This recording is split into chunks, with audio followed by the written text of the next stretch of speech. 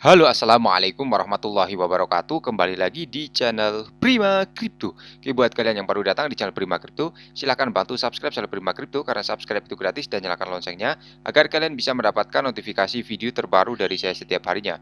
Oke, terima kasih buat kalian yang sudah subscribe. Semoga rezeki makin lancar dan selalu profit setiap hari. Buat kalian yang belum join di channel Telegram, silahkan join melalui link yang ada di deskripsi di bawah video ini, teman-teman.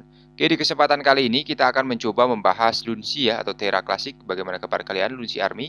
Semoga dalam keadaan sehat dan cuan everyday. Hari ini untuk Lunsi sedikit mengalami kenaikan teman-teman 5,54% data dari CoinMarketCap dan 2,58 rupiah untuk harga saat ini. Untuk Lunsi berada di peringkat ke-45 teman-teman. Untuk kapitalisasi pasarnya juga naik 5%. Volume perdagangan dalam 24 jam terakhir ada penurunan 3% teman-teman ya. Dan untuk Lunsi ada berita menarik. Sebelum kita bahas lebih lanjut mengenai Lunsi, kita pantau dulu untuk hari ini global crypto market cap naik 1,22%, BTC di angka 318.400, Ethereum 23.500 dan BNB masih di 4,3 juta rupiah. Kemudian video ini hanya sekedar sharing berbagi ke teman-teman semua. Segala keputusan untuk berinvestasi ada pada diri kalian sendiri ya. Gunakan dana bebas dalam jual beli token atau koin ya. Jadi untuk berita pertama di sini Binance dapat melanjutkan pembakaran Lunsi jika proposal ini lulus teman-teman. Jadi jaringan Terra Classic belum memenuhi semua persyaratan yang diterapkan oleh Binance untuk melanjutkan pembakaran Lunsi.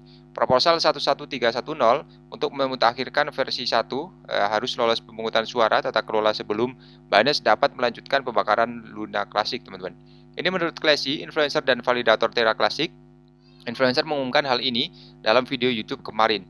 Ingatlah bahwa Binance memutuskan untuk menangguhkan pembakaran sukarela dari biaya yang diperoleh dari aktivitas Lunsi. Seperti yang dilaporkan oleh The Crypto Basic bulan lalu, pertukaran kripto membuat keputusan ini sebagai tanggapan atas token Remin dari pembakaran Lunsi. Mengungkapkan bahwa itu hanya akan melanjutkan pembakaran Lunsi setelah komunitas menjamin bahwa pembakaran sukarela tidak akan dicetak ulang dan membebaskan dompetnya yang dibakar 0,2% on pajak berantai, teman-teman.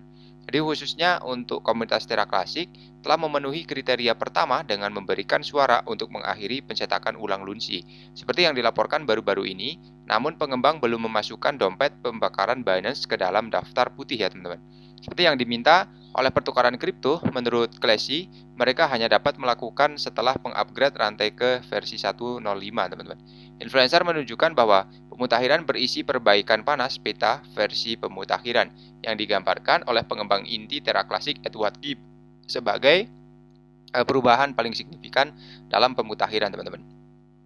Jadi sesuai proposal, ketika pengembang mencoba mengimplementasikan pemutakhiran, mereka menghadapi tantangan karena data historis pada versi modul pada rantai hilang karena masalah dengan penjaga pemutakhiran yang seharusnya menyimpan informasi ini teman-teman. Akibatnya pengembang harus mengimplementasikan pemutakhiran ini agar pemutakhiran di masa mendatang dapat dikirimkan dengan benar, termasuk daftar putih dompet Binance. Pertangkapan layar saat influencer membuat video, proposal tersebut menarik 24% dari kekuatan voting jaringan dengan 99% suara setuju. Masih ada beberapa cara untuk mencapai ambang batas. Perlu disebutkan bahwa Binance adalah kontributor terbesar luka bakar untuk Lunsi, terhitung lebih dari 20 miliar dari total 37 miliar luka bakar Lunsi sejauh ini. Perdata dari Lunsi Penguins pada saat penulisan, pertukaran kripto telah menetapkan 1 Maret sebagai tanggal tentatif untuk melanjutkan pembakaran Lunsi jika kondisinya terpenuhi. Namun rencananya hanya akan membakar 50% dari biaya Lunsi, bukan 100% di awal. Kemudian tambahan mengenai BTC, di atas 21.000 mendorong analis untuk mengeksplorasi kemana harga Bitcoin selanjutnya.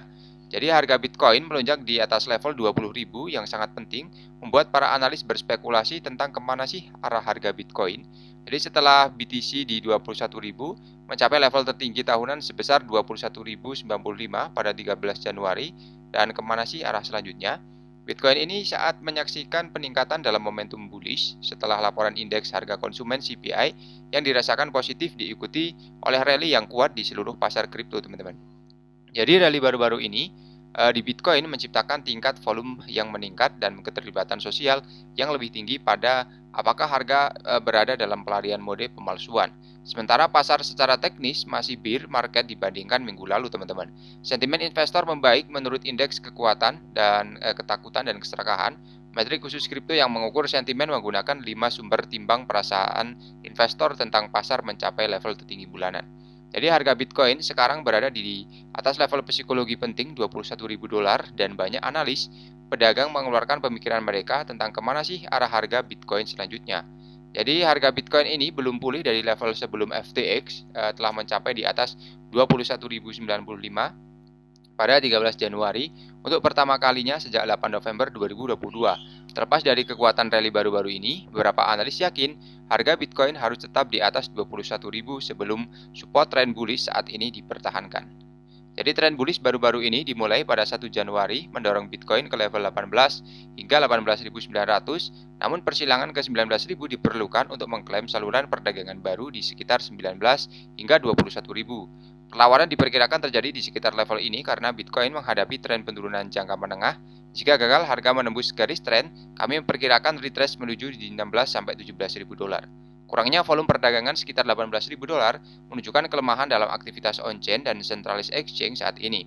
Volume terbesar dan aktivitas seluruhnya tampaknya mengelilingi level 16.000 dolar, menunjukkan bahwa itu adalah dasar yang lebih solid daripada kisaran harga saat ini, teman-teman. Apakah masih menghadapi hambatan masuk PHK besar-besaran dalam ekonomi makro yang semakin ketat? Masalah hukum Gemini dan Genesis dan potensi pembentukan subkomite yang berfokus pada kripto di DBR Amerika Serikat.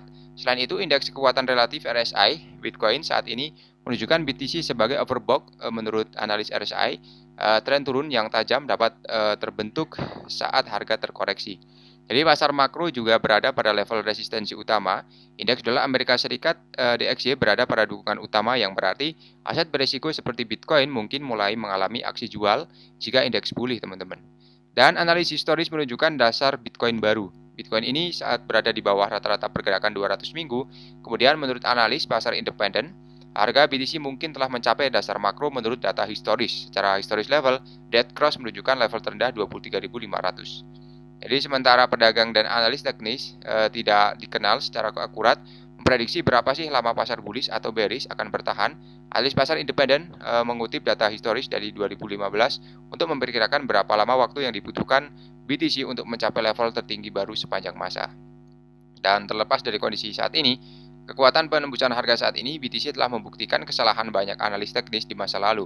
Pedagang yang menghindari risiko mungkin mempertimbangkan untuk mengawasi peningkatan volume perdagangan dengan harga yang lebih tinggi sebagai indikator apakah Bitcoin akhirnya kembali ke pasar yang bullish. Jadi 5 faktor on-chain di sini menyarankan bull run BTC ya. Yang pertama, tak lama setelah sentimen mengonfirmasikan bahwa Bitcoin yang disimpan di bursa terpusat telah turun ke level terendah beberapa tahun. Kriptokan menguraikan pergerakan antara berbagai jenis tempat perdagangan sebagai tanda positif pertama untuk BTC. Lebih tepatnya, para analis percaya transfer aset di platform spot ke derivatif menunjukkan bahwa pedagang telah memasuki mode beresiko yang menunjukkan awal dari siklus bullish baru, teman-teman. Dan di sini untuk Pull multiple menunjukkan rasio nilai dolar harian dari BTC yang baru diterbitkan terhadap MA 1 tahun mereka. Terakhir, indeks PL CryptoQuant yang menggabungkan beberapa indikator dan THSOPR menjadi satu ya, teman-teman. Ingatlah bahwa Glassnode juga mengatakan ada tanda-tanda awal pasar bullish yang dimulai setelah siklus bearish yang berlangsung sekitar 5 tahun yang lalu. Oke, jadi seperti ini dulu saja untuk pembahasan kali ini. Buat teman-teman semua yang belum subscribe, silahkan bantu subscribe karena subscribe itu gratis dan nyalakan loncengnya agar kalian bisa mendapatkan notifikasi video terbaru dari saya setiap hari. Terima kasih sudah menonton video ini, share jika video ini dirasa bermanfaat ya. Sampai jumpa di video selanjutnya. Wassalamualaikum warahmatullahi wabarakatuh. Salam profit, teman-teman.